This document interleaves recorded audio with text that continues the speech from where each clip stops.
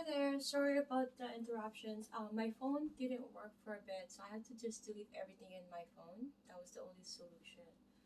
It was really hard to delete my daughter's photos. But okay, so today's topic I will be talking about a little bit about the meninges, right? Covering of the brain and the spinal cord. Um, and also I'm going to be talking about the sensory neurons, the sensory sensation, how it's being um, it's going through the brain, and how it's being detected, and what are the components to it. And also I'm going to be talking a little bit about the meningitis and a little bit of the pathology of when let's say some part of the cerebellum or at the basal ganglia is affected in general terms, because I know that if you are in this channel that you already know your anatomy, and your aim is to be able to recall information and know a little bit of information that sometimes was missed, or because if you talk about it in layman terms, the way I'm doing it and the way I have this information already, but I'm trying to recall it, so it goes how the flow of some information that is not really sometimes not in the book. Like I use some analogies and things like that, but I always base it on the book. So let's say I did a blog about pathology of the whole rat ray, about the pathology. I have another uh, channel with regards to um, my my fun and random blog of, and they're all like raw. I don't really do any editing. I did try for a bit, but I think it's time consuming, and I wanted to stick to how um, I can be able to explain and be helped to explain in layman terms using my own body parts instead of a photo, because I do know that you guys, it's all over YouTube, and I don't have that capacity, or I'm not equipped to be able to show you such. Okay, so I'm gonna go through my notes, but first off, I wanted to talk about the meninges, right? So there's that covering of the brain. This is a protective, um, sort of like a blood barrier covering, because we don't want, because if you find a blood in the cerebral spinal fluid, that means there's bleeding occurring. There's something happening. So there is some protective meninges. It's called meninges, and if that is infected or inflamed, there's that so-called disorder or pathology called meningitis. Okay, so what's happening with the fluid is that in the coronoid process is where its production is happening of the cerebral spinal fluid, and it's circulating around, and then at the back where the basal ganglia, or at the back here, it will go to the subarachnoid space, and that's where it's going to you know through all that tube, right, of the subarachnoid space of the spinal cord. That's where you usually can detect the cerebral spinal fluid if there's any wrong with any bacterial or any viral. Usually for meningitis is either bacterial or fungi or viral, right? And usually what's happening with children is usually bacteria, and this is kind of sort of dangerous because it has a lot of side effects. Fungi is not really common, and there's different kinds of viral meningitis, right, as well. And when they're saying meningitis in general, they're just referring to the meningitis in general. But there's section and areas that also, even in the encephalitis, when they say encephalitis, right, that's the term for general term. It's like an umbrella term. Let's say for COPD, for in that instances, right? But there's different kinds of COPD, right? As we all know. Okay, so in that fact, it's the same manner that it has different areas, and when it will say what kind of meningitis usually. Okay, so we're just going to be doing a brief explanation, and we're not going to go into detail. And then this is based on what I remember also, but I do have my old notes, or my photos, that I can remember them accordingly to how like today I'm doing the sensory, so I'm categorizing them and using analogy, and some layman terms to briefly explain it, right? Okay, so we also know that these meninges have three different layers. The dura mater, which is also called the tough mother, because it covers, it's really tough. It covers the outer lining. So when let's say at the hospital, they have to do some, they have to extract some cerebral spinal fluid from either the subarachnoid space, or where they have to they can get those fluids, sorry, and they can detect, right, whether what type of meningitis, and what's is affecting. But the thing is, we have to be careful, because just like when a woman gave or giving birth on labor, like we have to go through that L2, like the subarachnoid space, right, to inject, you know so that to calm the muscles down, because the woman giving birth is, I'm not gonna go into detail, but it's going through a lot of pain, right?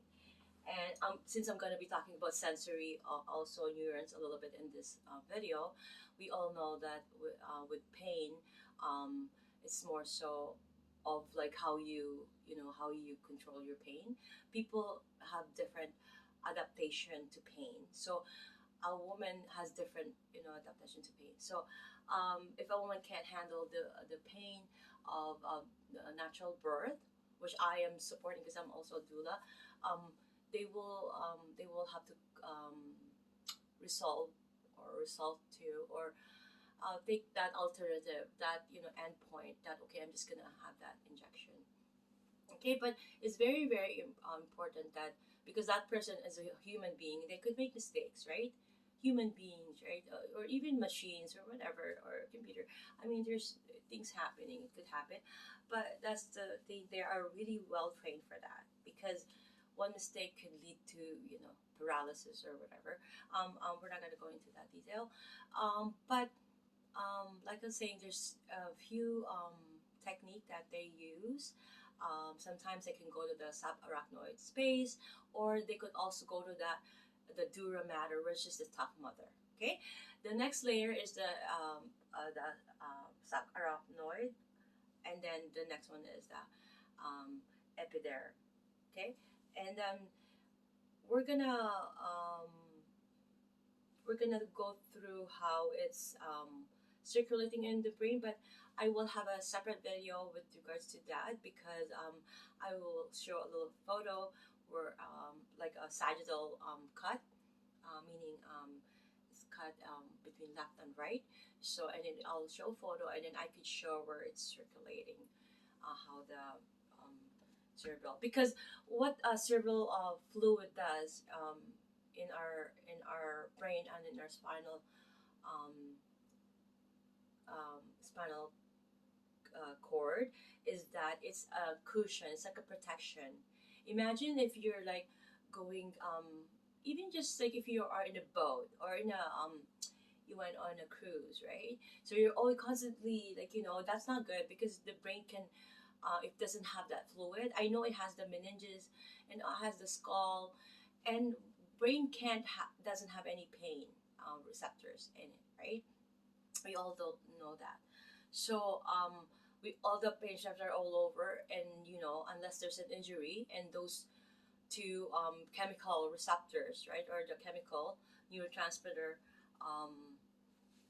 will kinin and prostaglandin, I believe, will come running and then put pain so that you don't, to protect that. It's a protection, right? It's the only sensory that doesn't adapt, because we can't adapt to.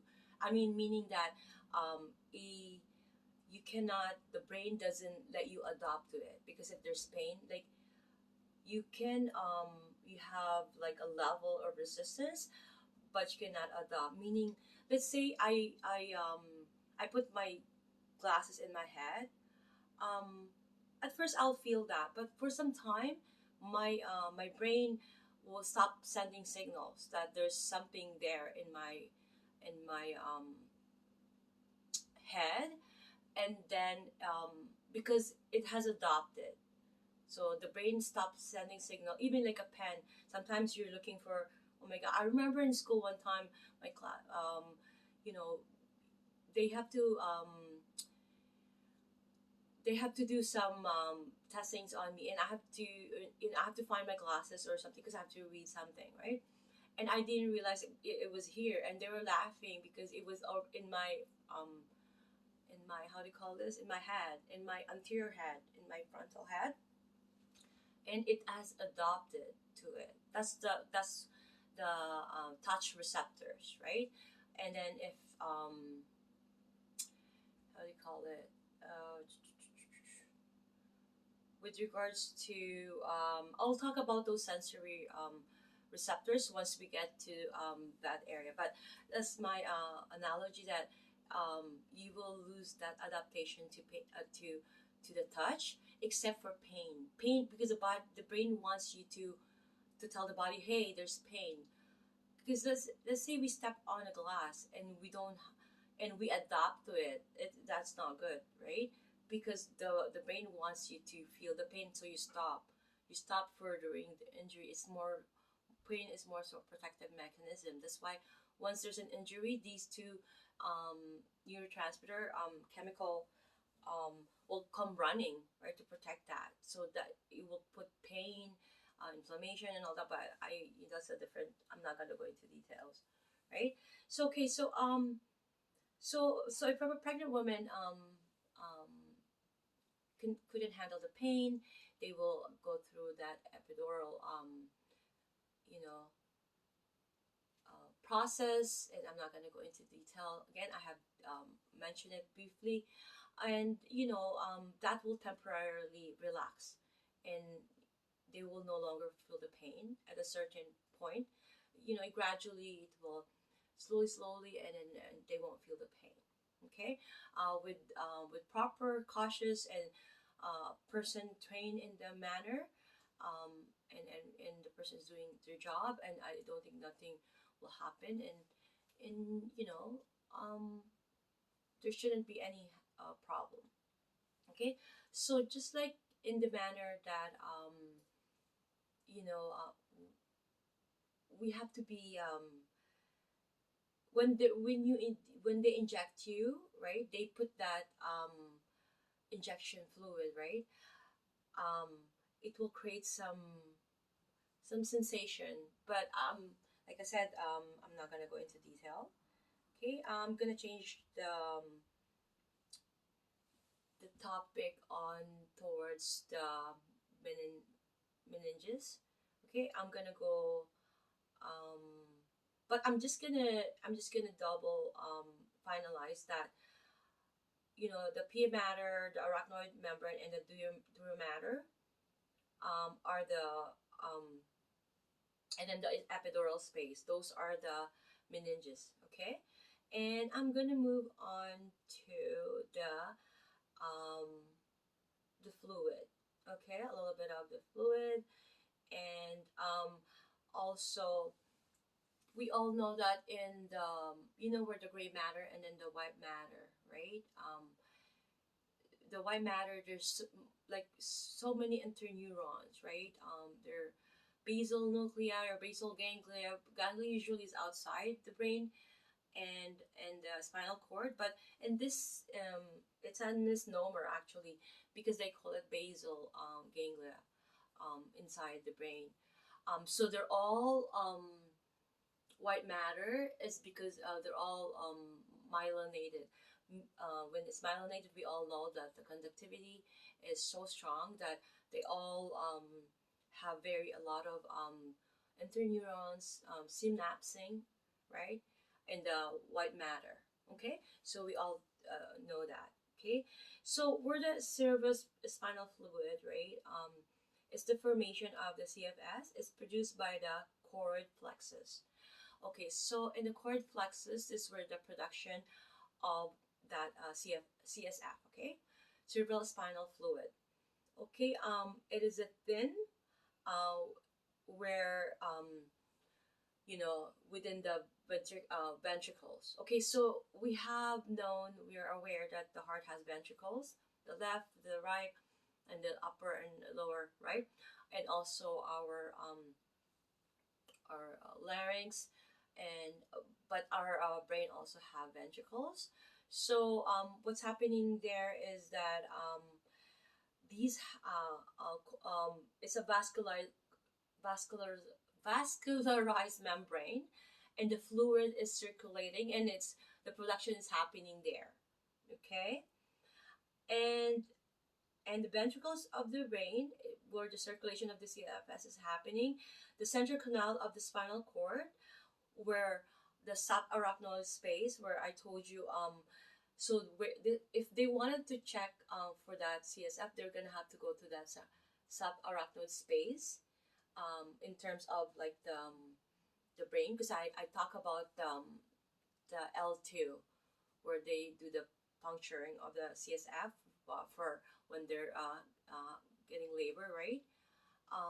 So they also have to, if they were to do the upper part, that's where they go. Okay, to get any and so it goes to the subarachnoid space, and then you can it goes down, and then you get that fluid and test it, whether it's a virus or whether it is a bacteria or a fungi, meningitis. But like I said, fungi is very rare, and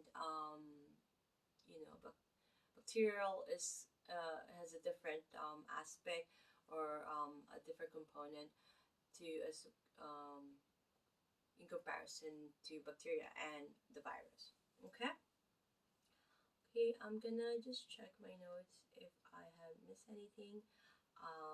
And then I'm gonna be talking about sensory, I believe, in a different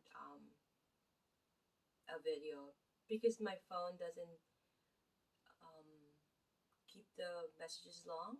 And I'm also gonna be talking about cranial nerves, so I'm gonna do a close up so that I can determine using my own head with regards to where the cranial nerve is. Okay.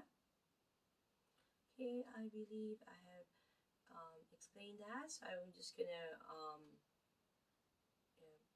go to the sensory neural information. Okay.